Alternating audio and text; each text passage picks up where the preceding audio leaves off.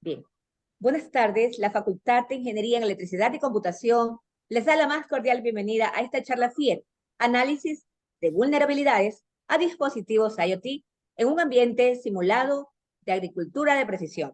En esta tarde presentamos al máster Néstor Arriaga Alvarado. El máster Néstor Arriaga es ingeniero en computación y obtuvo su maestría en sistemas de información gerencial en la ESPOL. Actualmente, doctorando en informática por la Universidad Politécnica de Valencia, España. Es docente e investigador a tiempo completo en la carrera de telemática de la FIE. Ha publicado trabajos en revistas indexadas y artículos en congresos internacionales. Ha participado en proyectos tecnológicos de investigación. Las principales líneas de investigación que ha participado son Networking and Distributed System, Smart Environments, and Telematic Systems and System Security. Agradecemos al máster Néstor Arriaga su participación. Doy paso a la charla FIER. Gracias.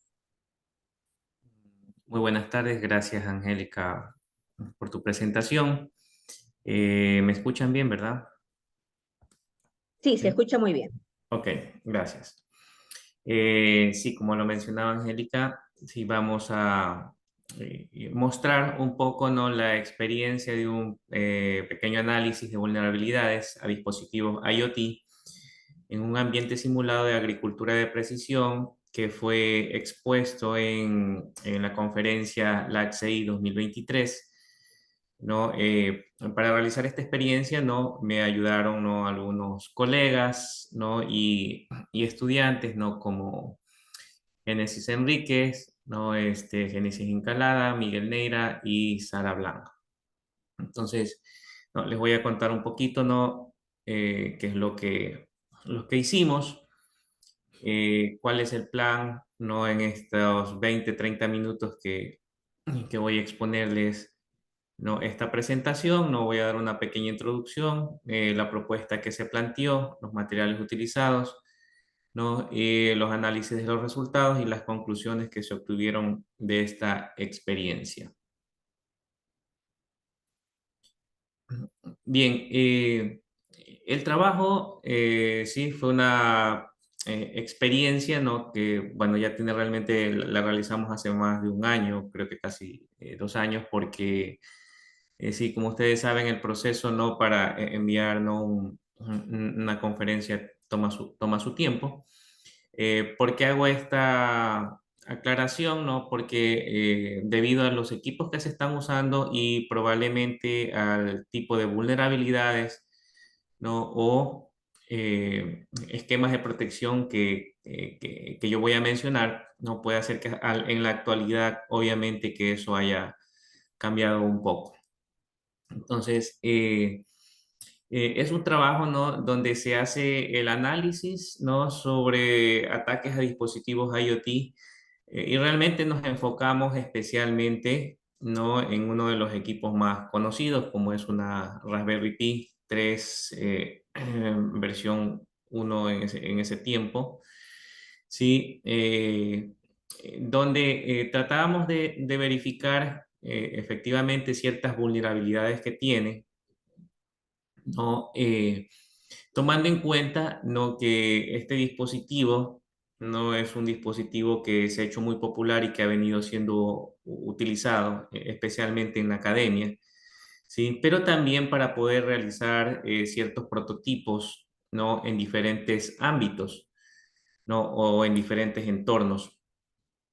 ¿Ya? Y uno de los que comúnmente y especialmente hacemos acá es usarlo, por ejemplo, en la agricultura de precisión. Si conocemos nosotros, sí, especialmente porque somos un país agrícola, ¿no?, que se requiere, ¿no?, tecnología para poder, ¿no?, establecer, ¿no?, ciertas características o beneficios, ¿no?, como por ejemplo el poder monitorear los procesos agrícolas, ¿no?, que nos van a permitir obviamente mejorar su producción. Normalmente esto permite optimizar el uso de recursos, por ejemplo, en un cultivo, ¿no? que podamos nosotros monitorizar, ¿no? Podríamos determinar claramente si la cantidad de agua o de riego que se está haciendo al cultivo es el adecuado. Y todo esto gracias al uso, ¿no? de la tecnología, dispositivos IoT que hoy tenemos, ¿no? Entonces, eh, pero también en los últimos años, ¿no? Surge una gran preocupación, y esa preocupación es que los dispositivos IoT, ¿no? cada vez se proliferan mucho más, pero entendiendo que estos dispositivos tienen ciertas características especiales, ¿no? ¿Cuáles son esas características especiales? El hecho de que normalmente son dispositivos de bajos recursos, estamos hablando de poca capacidad de memoria, poca capacidad en el procesamiento, poca capacidad en el almacenamiento, ¿ya? Entonces, estos dispositivos, entenderíamos que no es tan sencillo poderlos proteger, ¿no? Hablando ya del tema seguridad, eh, porque los sistemas actuales que se usan, evidentemente, son más enfocados a dispositivos como PC, servidores, equipos de comunicación, que contienen o que tienen recursos mucho más apropiados. Entonces surge esta interrogante, ¿no? De que cómo protegemos estos equipos, a qué vulnerabilidades están expuestos, ¿sí? Entonces, debido a ese interrogante han nacido estas y realmente otras iniciativas de investigación, ¿no? Claro que realmente esta es una iniciativa, una propuesta básica, como les dije, que se hizo hace ya algún tiempo. Hoy en día, en el proceso de investigación, estamos realmente realizando otros procesos mucho más exhaustivos, pero bien vale iniciar por esta propuesta, ¿no? Entonces, por ejemplo, una de las preocupaciones, como les decía, ¿no? Los escasos recursos, ¿no? Por ejemplo, aquí estamos hablando de una Raspberry Pi 3, donde eh, eh, estamos hablando de procesadores, ¿sí? de 1.2 gigahertz en cuanto a la frecuencia o en cuanto a la velocidad. Estamos hablando de dispositivos que tienen 1 giga, 2 gigas, hasta 4 gigas de memoria RAM, ¿sí? Y las capacidades de almacenamiento que pueden depender, ¿no? de las tarjetas, ¿no? que nosotros le podamos agregar a estos dispositivos, ¿no? Eh, Otras características que también vemos es, por ejemplo, la escasa, hasta hace algunos años, desarrollo de estándares que puedan, ¿no? Específicamente identificar, ¿no? Estrategias, ¿no? para proteger los dispositivos IoT. Sin embargo, ¿no? durante los últimos años se han venido creando algunas de ellas, ¿no? Como hay estándares como el IoT Security Foundation, el de OWASP, Internet of Things, ¿no? Proyectos que se han lanzado con iniciativas, ¿no? como el IEC 62443, TREAD Group, de los que recuerdo, ¿no? O los mismos estándares que ya nosotros conocemos como el ISO 27001 o 27001, el 27002, ¿sí? Que si bien es cierto, esos estándares más están enfocados, ¿no? a estrategias de seguridad, a redes y dispositivos común y corriente, pero también tienen ciertos apartados que nos hablan ya de los dispositivos IoT, ¿no? Normalmente el diseño de estos dispositivos, en especial que estamos hablando de la Raspberry Pi, está enfocado en reducir los costos, más reducir en los costos, es decir, en sacar o diseñar dispositivos de bajo costo, es decir, baratos, asequibles, ¿no? Y muchas veces en desmedro de establecer ciertos niveles de seguridad adecuados, ¿no? Es decir, que los sistemas operativos o las protecciones de hardware que se puedan establecer, ¿no? Son un poco limitadas en cuanto al tema de seguridad, como ya lo he indicado.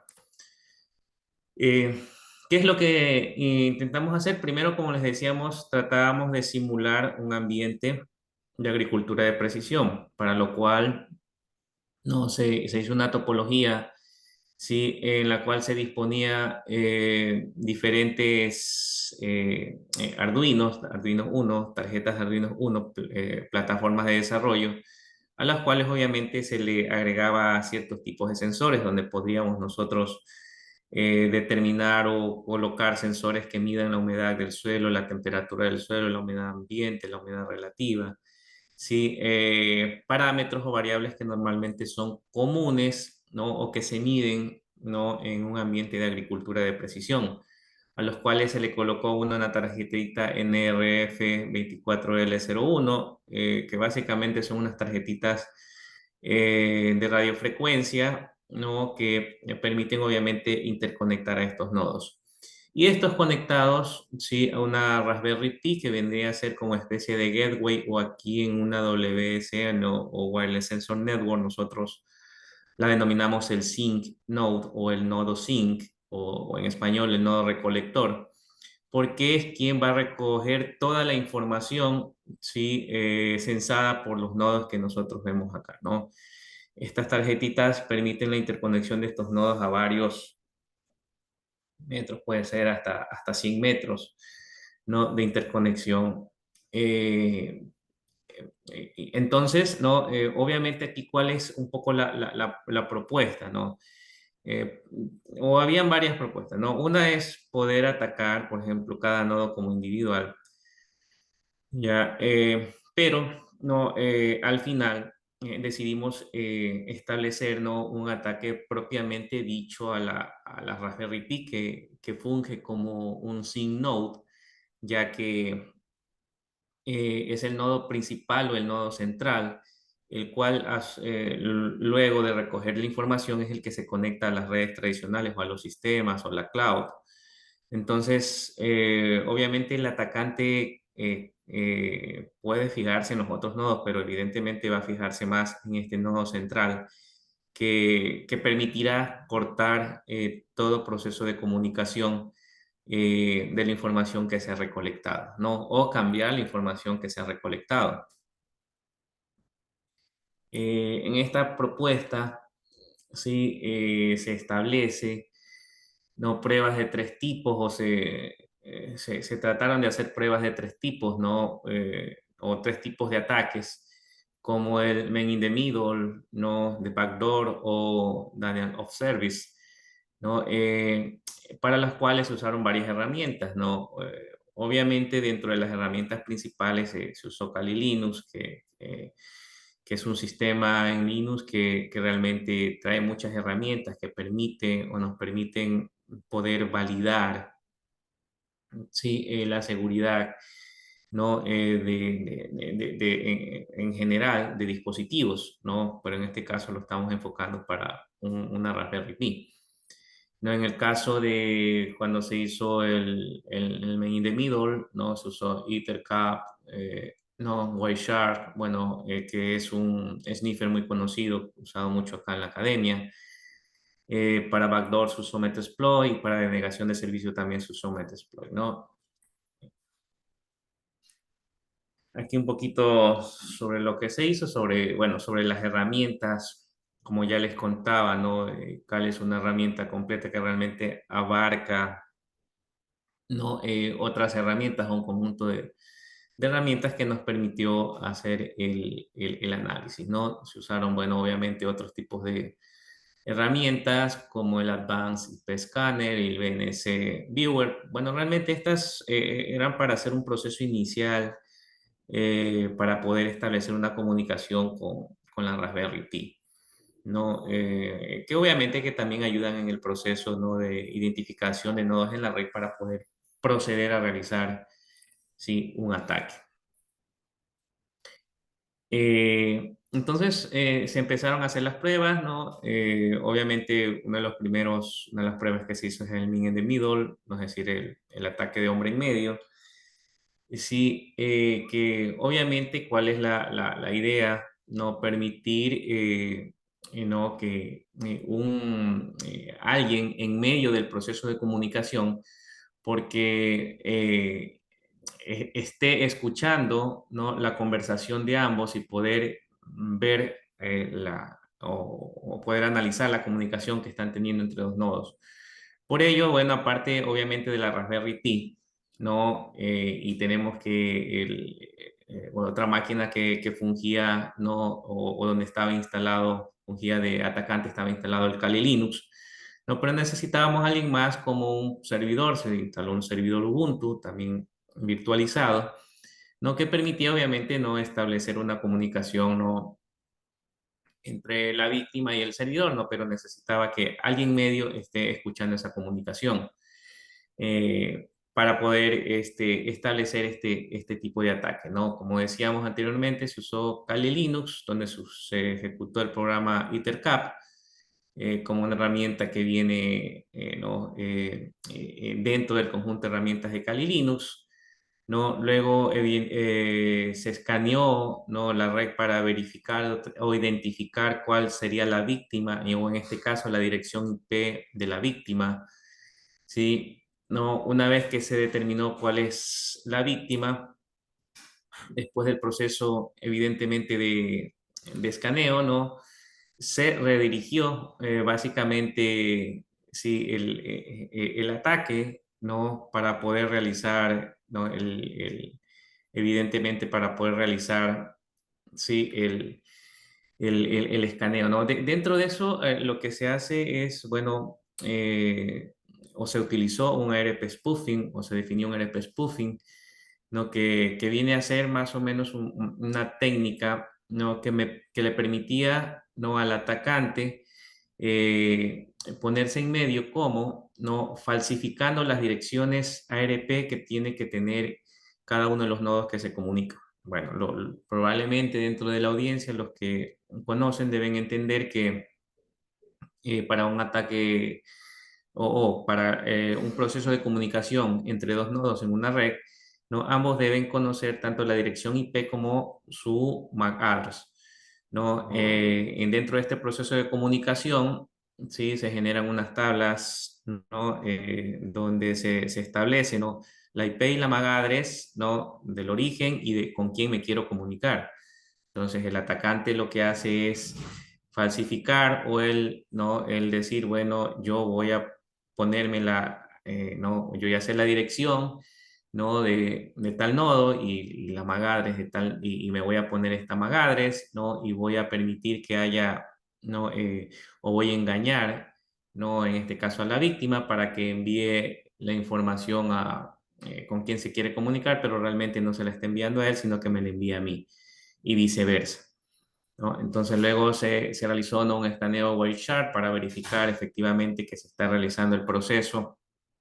Sí, y se determinó que normalmente el proceso de comunicación de la Raspberry, obviamente con el otro nodo que se encontraba en la red, no era un proceso confiable, no se veía tan bien en el Wireshark, bueno, claro que en la gráfica no se aprecia muy bien porque está muy pequeña, pero se podía visualizar que realmente había allí que la información era enviada en texto plano, por ejemplo, usuarios, contraseñas, cuando podía establecer una comunicación entre ellos, ¿no? Entonces se veía que se podía hacer. Obviamente que estas pruebas no se hacen, ¿no? En base al sistema operativo que tiene la Raspberry, en este caso el Raspbian, ¿no? Entendiendo que existen, que la Raspberry en la Raspberry se pueden montar otros sistemas operativos también, pero este es el que normalmente más se utiliza, ¿no? Entonces se pudo verificar, ¿no? que se puede realizar este tipo de ataque y que tiene este tipo de vulnerabilidades. También se intentó hacer un ataque backdoor, ¿sí? ¿no? Donde ataque backdoor o de puerta trasera, ¿no? Que en sí lo que quiere decir es que intentamos, ¿no? Introducir, ¿no? un archivo malicioso a la Raspberry, ¿no? Para que ésta pueda, sí, no, ejecutarlo y una vez que se ejecute nosotros poder tener acceso a ¿no? En cambio, en este de aquí, si bien es cierto, se realizó todo el proceso, ¿no?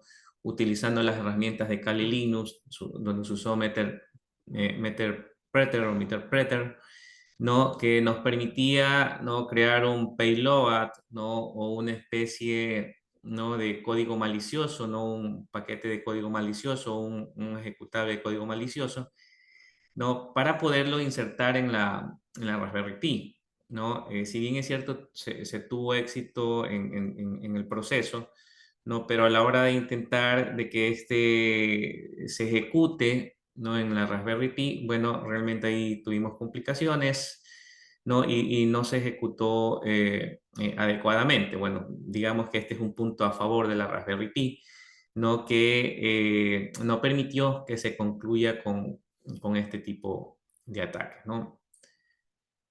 Bien, la otra prueba que se realizó es la denegación de servicio, ¿no? Un tipo de ataque muy conocido, ¿sí? Donde nuevamente utilizamos, ¿no? Kali Linux usando Metasploit, donde en este caso, ¿no? En Calis, ¿no? Utilizando Metasploit, se agregó, se cargó un módulo adicional, ¿no? El SynFlow para hacer una inundación TCP, ¿no? Que permita, evidentemente, generar una gran cantidad de datos que inunde, ¿no? Y haga un overflow, ¿no? En la Raspberry Pi, ¿no? La cual también se consiguió. Claro que este proceso tardó un poquito más hasta que la Raspberry Pi empezó a aceptar, ¿no? Todos los paquetes que se estaban lanzando, ¿no? Y se pudo, sí, por ejemplo, verificar, ¿no? Levantando un servidor web en la Raspberry Pi, conectando lo que se yo una base de datos MariaDB, ¿no? Con módulos PHP, bueno, realmente creando un pequeño sitio web, entonces donde tratábamos de acceder. Obviamente que antes del ataque de denegación de servicio lo hacía muy rápido, ¿sí? Pero luego a medida que se empezó, ¿no? a hacer la inundación, ¿no? de la red, e inundar, ¿no?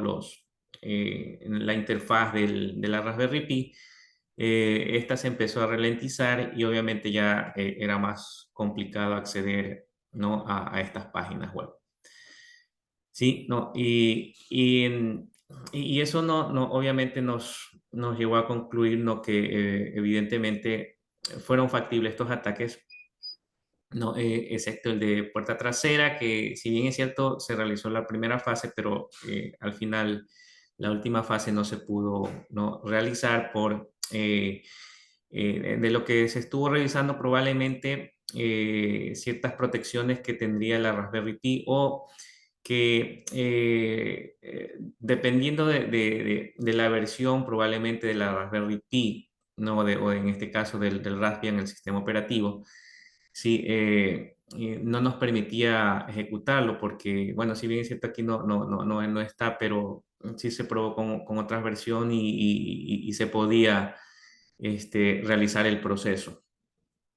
Bien, ciertos análisis que se pudieron hacer aparte de los que ya les he mencionado, por ejemplo, se midió por el tiempo de elaboración de las pruebas, ¿no? Se ve aquí, ¿no? que realizar un proceso o elaborar un ataque Mirror on the Middle demora, ¿no? un poco más de tiempo que el de backdoor y el de denegación de servicio, que es mucho más fácil, también es más conocido poderlo realizar. Sí, bueno, pero también tomando en cuenta, si bien es cierto, no, mire que hablamos de 15 minutos, de 13 minutos, no de 8 minutos, estos procesos al principio cuando se realizaron obviamente no se tenía la experiencia adecuada para poder hacerlos en estos dispositivos. Sí, pero no, aquí solo muestro ¿no? Los primeros ensayos, realmente posterior a ellos se realizaron otros ensayos, ¿no? Donde el tiempo bajó significativamente de preparar el ataque, evidentemente porque ya había un expertise para poder hacerlo, ¿no? Otro análisis que se hizo, ¿no? Tuvo que ver, ¿no? con, una vez que fueron ejecutadas las pruebas, ¿no? Cuán rápido fue, ¿no? Darnos cuenta de que estas se ejecutaron y que evidentemente el ataque fue realizado, ¿no? Entonces, tanto el backdoor como el mirror de middle, ¿no? Lo pudimos ver inmediatamente, el uno, verificando el mirror de middle, ¿no? En el Wireshark, ¿no? Viendo, ¿no? Capturando los paquetes y viendo el proceso de cómo estos se comunicaban, cómo se pudo haber realizado el backdoor, ¿no? Cuando intentábamos, ¿no? Tratar de ejecutar, ¿no? El archivo que habíamos introducido para poder empezar a hacer algún tipo de ataque, sí, fue de inmediato, claro que nos dimos cuenta que dio un error y que no se pudo ejecutar, ¿no? Y la denegación de servicio toma mucho más tiempo porque, como les decía hace unos momentos, ¿no? Al principio empieza a inundar la memoria, si bien es cierto, no es de gran cantidad, sí, pero tomó, sí, sus 60 segundos hasta que ya empezó a ralentizarse el sistema y evidentemente sí, a dejar de funcionar adecuadamente, ¿no? Como conclusión, sí, las pruebas realizadas no demuestran obviamente la vulnerabilidad, ¿no? De este dispositivo IoT, ¿no? Claro está, sí, teniendo en cuenta, sí, teniendo en cuenta que la Raspberry Pi, ¿no? Su análisis se lo hizo sin mayor tipo de protección para primero verificar si las condiciones con que el sistema operativo venía era lo suficientemente para poder detener este tipo de ataques, ¿no? Entonces, obviamente que si nosotros luego tomamos, ¿no? Ciertas previsiones, ¿no? Eh, eh, Probablemente no, los ataques, ¿no? Tendrían mucha más dificultad de poder realizárselos, ¿no? La Raspbian como tal, por lo general, no, como les decía, no trae ningún sistema de virus ni intrusiones naturales que puedan defender, ¿no? al sistema, sí, pero que se podría establecer, ¿no? Y también podríamos nosotros, ¿no? Establecer en el ataque de hombre en medio, ¿no? Poder restringir probablemente este tipo de ataques, ¿no? Con ciertas herramientas que hoy en día podrían proteger o ayudar a proteger, como por ejemplo monitorear constantemente o a veces con simplemente verificar las tablas de RP, claro, si es que el ataque es un RP poisoning, sí, y darnos cuenta de que sí, dos direcciones IP diferentes tienen la misma MAC, entonces nos vamos a dar cuenta que alguien está suplantando la identidad. No, también una de las cosas que más se ve en el análisis de esto es que el hecho de que la Raspberry Pi, por lo general, bueno, y como muchos dispositivos traen usuarios y claves de instalación y de acceso inicial por defecto, sí, lo cual hacen evidentemente mucho más vulnerables estos sistemas, ¿no? Como trabajos futuros, ¿no? Y para evitar justamente todo este proceso, ¿no? Estamos trabajando, ¿no? En la implementación de IDS, ¿no? Detectores de intrusos, ¿no? Y que, bueno, que también tratando de que sean un poco inteligentes, inclusive probando, ¿no? Esquemas de Machine Learning, ¿no? Para darle la inteligencia adecuada, para que de todos estos procesos y ataques también el sistema vaya aprendiendo y pueda avisar, ¿no? Al sistema de red o a los administradores, ¿no? Sobre estos tipos de ataques. No, claro que hay una dificultad que tenemos, obviamente, que es el tema, ¿no? De los recursos de los dispositivos, pero que ¿no? Hay esquemas como Tiny ML que nos están permitiendo ejecutar este tipo de soluciones, ¿no? Entonces, bien, muchas gracias por su atención, ¿no? Ahí un poco les he contado esta experiencia. No sé si, ¿no? Si alguien tiene, ¿no? alguna consulta, ¿no? Que yo les pueda contestar, ¿no? Y agradecerles por su tiempo y por su atención a esta charla, ¿no?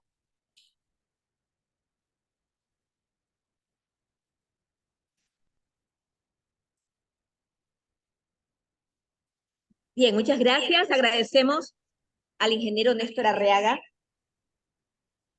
por la conferencia. Doy paso al departamento técnico de la FIE para la toma de una fotografía. A ver, déjenme peinar, pues. Ya. Hola, buenas tardes. Por favor, nos ayudan los que tienen cámara para encender su cámara. Vamos a proceder a tomar una foto, la cual va a ser publicada en las redes sociales de la FIE.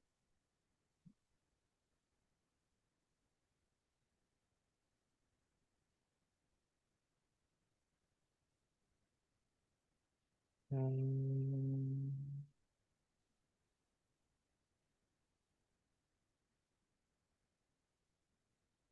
A ver, todavía faltan.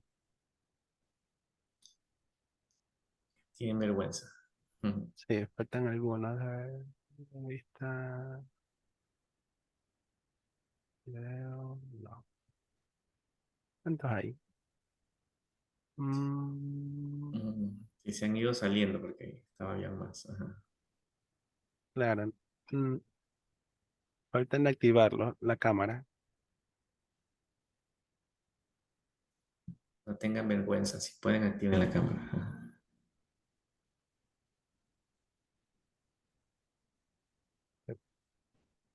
Ahí está.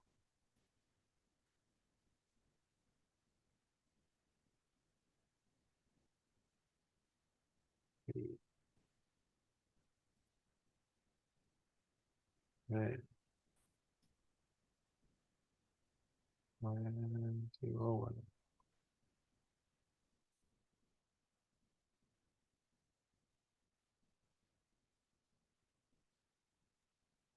Voy a tomar la foto a la cuenta de 3. 1, 2, 3. Perfecto. Ya, listo. Listo. Muchas gracias, ¿no? Que pasen bien. Bien, agradecemos a la máster Néstor Herrera, a los asistentes a esta conferencia. La charla FIE ha finalizado. Tengan buenas tardes. Buenas tardes.